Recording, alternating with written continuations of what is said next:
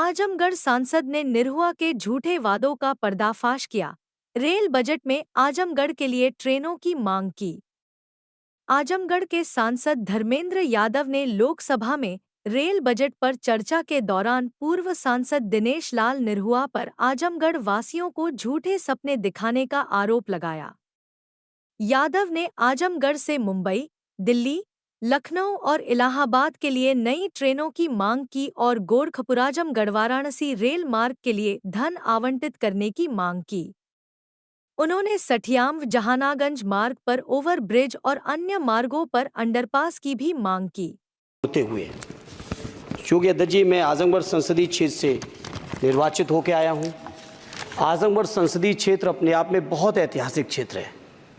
अल्लामा शिबली नुमानी, कैफी आज़मी, अयोध्या प्रसाद हरियोत से लेके तमाम जो हमारे एक से एक महान लोगों की ये सरजमी रही है।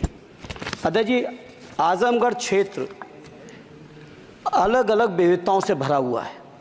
आजमगढ़ के लोगों को जहाँ रोज़गार के लिए मुंबई जाना पड़ता है, वहीं शिक्षा के लिए आजमगढ़ के लोगों को इलाहाबाद और प्रयागराज की ज़रूरत पड़ती है। प्रदेश की राजधानी लखनऊ है, देश की राजधानी दिल्ली है। इसलिए मैं अपनी ओर से अपने क्षेत्र के लिए आजमगढ़ से मुंबई, जो कोरोना से पहले माननीय मंत्री जी ध्यान दे दें, कोरोना से पहले आजमगढ़ से मुंबई एक रेल चलती थी जो कोरोना काल से बंद चल रही है। हमारा अनुरोध है कि उस रेल को न केवल वो साप्ताहिक थी, उस रेल को हर दिन के लिए शुरू किया जाए, बल्कि साथ ही साथ आजमगढ़ से लखनऊ, आजमगढ़ से इलाहाबाद, जहाँ पे इंटरसिटी से डेली लोग आवागमन कर सकें, आ जा सकें, उसके लिए इस ट्रेन को भी शुरू कराने की कृपा करें। साथ ही साथ अध्यक्ष जी आजमगढ़ से दिल्ली जाने का केवल एकमात्र जरिया कैफिया ट्रेन है, और कैफिया ट्रेन के में बैठने का टाइम तो सुनिश्चित है, लेकिन कब पहुंचेंगे इस बात की कोई भी जिम्मेदारी और गारंटी नहीं है। इसे मंत्री जी मैं आपसे अनुरोध करूंगा कि आजमगढ़ से दिल्ली के लिए एक नई रेल लाइन, नई रेल ट्रेन शुरू करने की कृपा करें। मैंने जनरल बजट की चर्चा में भी जिक्र किया था, आजमगढ़ से बनारस से बायां आजमगढ़ गोरखपुर तक नई रेल लाइन का बड़ा प्रचार किया गया। अध्यक्ष जी हमसे पूर्व सांसद ने बहुत प्रचार किया कि हमने सैंक्शन करा दिया है, लेकिन उस पर अभी एक भी रुपए की बजट न स्वीकृत है, न उस योजना का स्वीकृत है। सर्वे ज़रूर हुआ है, डीपीआर ज़रूर बनी है, लेकिन उसकी स्वीकृति मंत्री जी और फंड अभी बाकी है।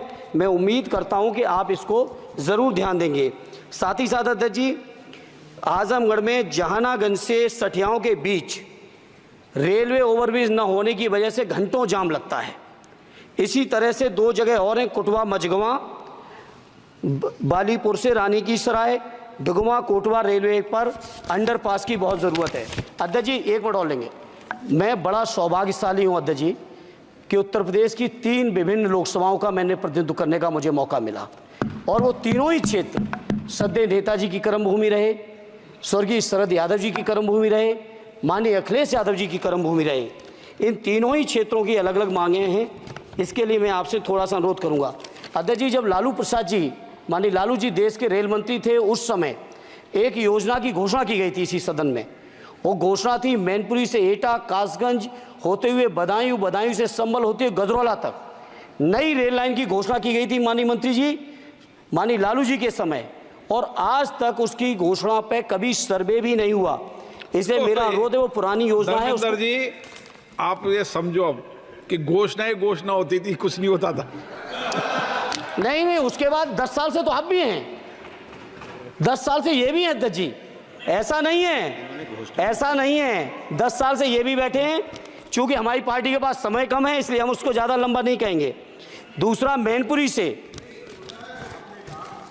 घोषणा नहीं की थी, घोषणा उन्होंने की तो पूरा करना इनकी भी जिम्मेदारी है कि अध्यक्ष जी विभाग नहीं बदल गया है, भारत सरकार की जिम्मेदारी है। आज जो ये मंत्री जी घोषणा करेंगे, अगले मंत्री की जिम्मेदारी बनेगी, अगले मंत्री की जिम्मेदारी बनेगी।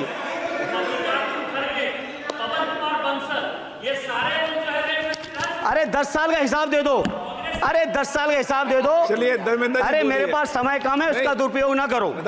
बोलिए अध्यक्ष जी मैनपुरी से दिल्ली के लिए, मैनपुरी से लखनऊ के लिए, बदायूं से लखनऊ के लिए, बदायूं से दिल्ली के लिए इन रेल लाइनों की सख्त, रेलवे ट्रेनों की सख्त ज़रूरत है। माननीय मंत्री जी, 5वें नंबर की आपकी इकोनॉमी आ गई। आपके पूर्व जो हमारे सदस्य हैं निशिकांत जी, आपके हिसाब से तो सब कुछ बदल गया रेल में। अरे कुछ तो दे दो कि केवल उधर के लिए सब कुछ है। बिल्कुल सही, केवल सब कुछ उधर के लिए है तो सबका साथ सबका विकास का नारा बंद करो। और अगर नारा देना है, नारे को सच बनाना है, प्रधानमंत्री जी की बात को सही साबित करना है, तो माननीय मंत्री जी, ये जो मांगे हमने रखी हैं, आजमगढ़ लोकसभा के लिए रखी, मैनपुरी के लिए रखी, आजमगढ़ के लिए, बदायूं के लिए रखी, संभल के लिए रखी, एटा के लिए रखी, इन सभी को पूरी कर दीजिए मंत्री जी।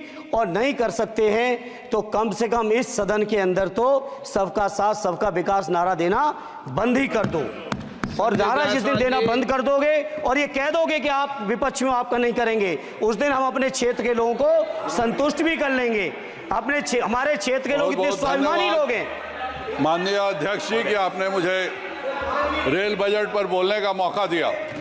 मैं माननीय प्रधानमंत्री जी और माननीय रेल मंत्री जी को बहुत बहुत हाँ, बीच में छूट गया, तो धन्यवाद अध्यक्ष जी। मैं कहता हूं कि जो मांगे की हैं तीनों ही क्षेत्रों की, उत्तर प्रदेश की जनता की, उसको माननीय मंत्री जी पार्टी से ऊपर उठकर सबके साथ और विकास के लिए पूरा कर दें। आपकी बहुत बहुत मेहरबानी होगी, नहीं तो ये नारा बंद करो। बहुत बहुत धन्यवाद।